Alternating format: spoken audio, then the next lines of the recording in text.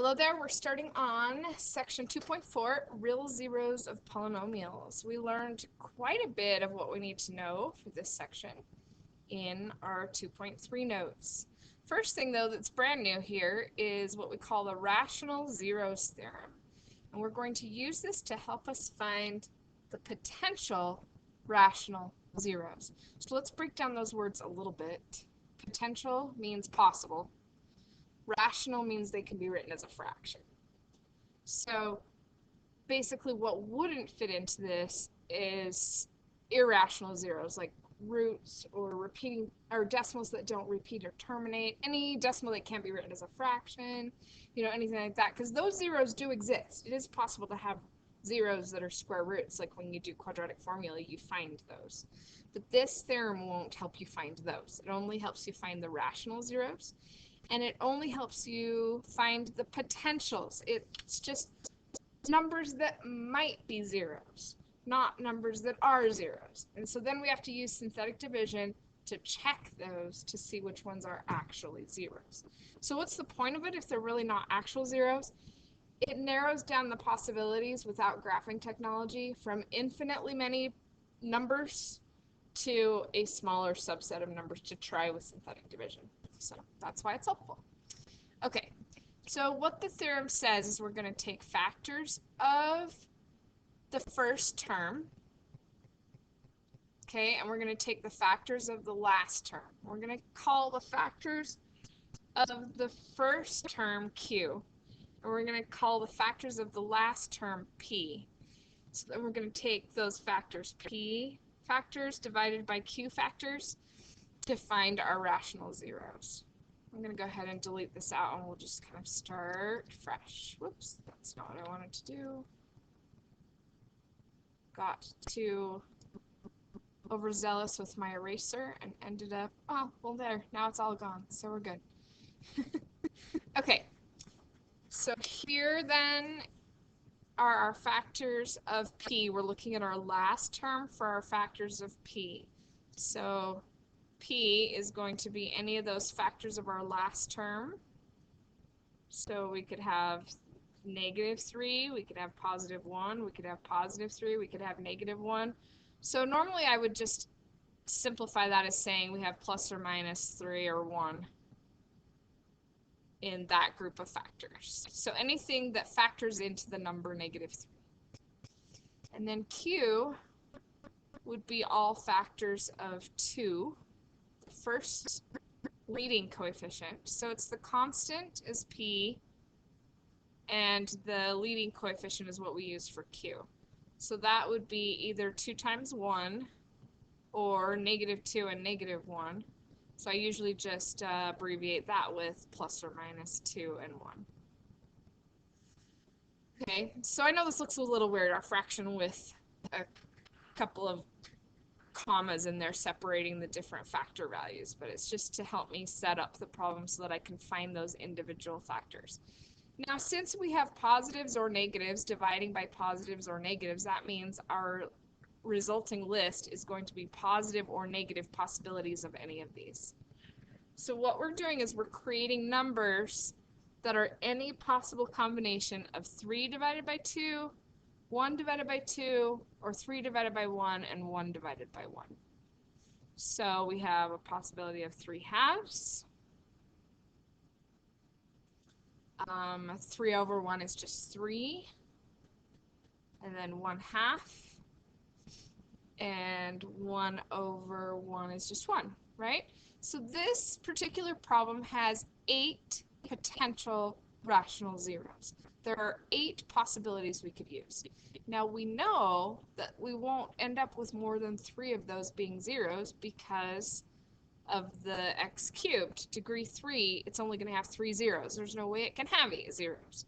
So these are just possibilities. It's also possible that none of them work. That happens. So now chances are, since degree is 3, at least one of them will probably work. We're not going to stop and actually find those values right now, though.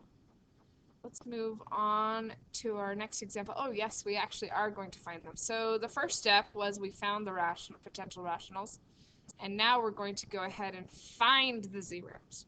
So let's remember what our potentials were again. They were plus or minus, was it 3/2? And 3, and 1/2, and 1. So now we can use synthetic division to start trying these. Now, typically, I like to start easy and then go to harder ones if needed. So I like to start with the number 1, just because if it works, then I just did the easiest problem possible. If it's not, then I work up to the fractions and deal with them, unless I have some sort of reason to believe it would be one of the harder ones.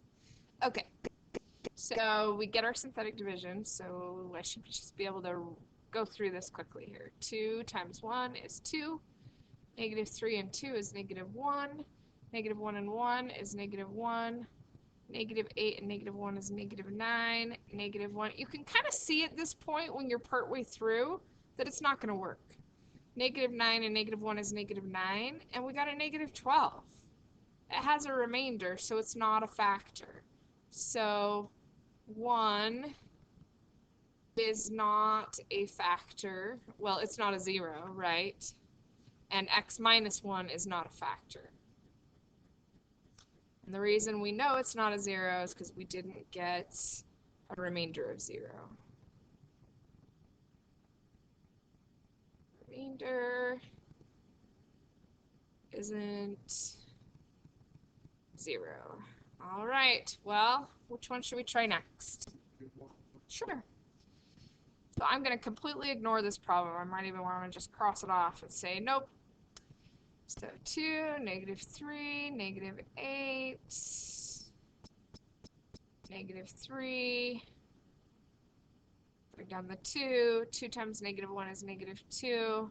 That gives me -5. Correct my arithmetic if I do something wrong. -8 and 5 is -3, and then -3 times -1 is +3. Look at that. So we just found a 0. So -1 is a 0.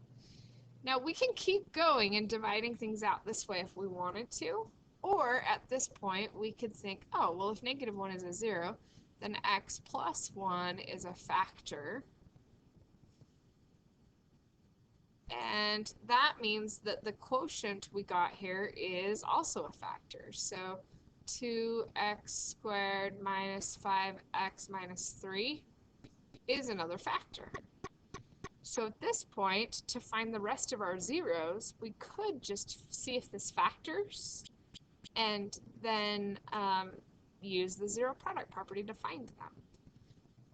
So let's see, 2 times -3 is -6. Is it possible to make -6 add up to -5? Let me write out my work here. So 2 times -3, so you can see what I'm doing to factor this. I know reviewing this factoring stuff is important. So factors of -6 would be 2 or -3, or 3 and -2, or 6 and -1, or -6 and +1. That's what I'm going to use. So -6 times +1 is this -6 value we get when we multiply those together. Now the reason that's important is because -6 plus 1 equals -5, and that's our middle term. So this should factor, right? Okay, so since this should factor, let's go ahead and do that. I'm going to use that factoring by grouping method that I've shown before. So I've got my beginning term stays the same, my ending term stays the same, but I'm going to change my middle term so that instead of -5x, it's going to be -6x plus 1x, and then I keep that same last term. That allows me to factor by grouping.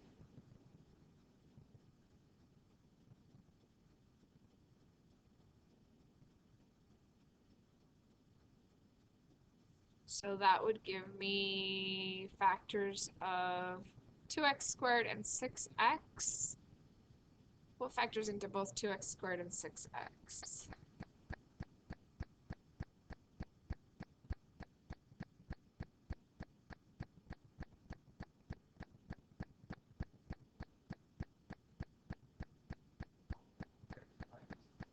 Yep. And then we still have this other x minus 3. So this part can sometimes be a little confusing because what do we take out of this? There's nothing to take out. But I'm going to actually write that invisible 1 that's inferred there, because then when we put this together, we have the factors 2x plus 1 go together in one binomial, and then x minus 3 goes together in the other binomial. So that should be factored correctly. We can multiply it back together to make sure. 2x times x is 2x squared. 2x times negative 3 is negative 6x. 1 times x is positive 1x, and 1 times negative 3 is negative 3. And that gives us this quadratic back again, right? So now we can just use our zero product property. 2x plus 1 equals 0. So 2x equals negative 1, so x equals negative 1/2. And then we have x minus 3 equals 0, so x equals 3.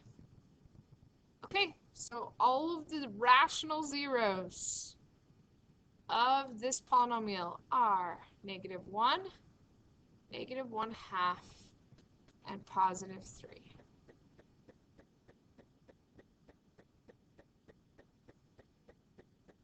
I went ahead and did this problem by factoring it to find the other zeros. But what if you had just kept going through the other, we'd already done 2, so the other 6 rational zeros with synthetic division, would you have ended up finding these same values? Yeah. Yeah, because they would have plugged in.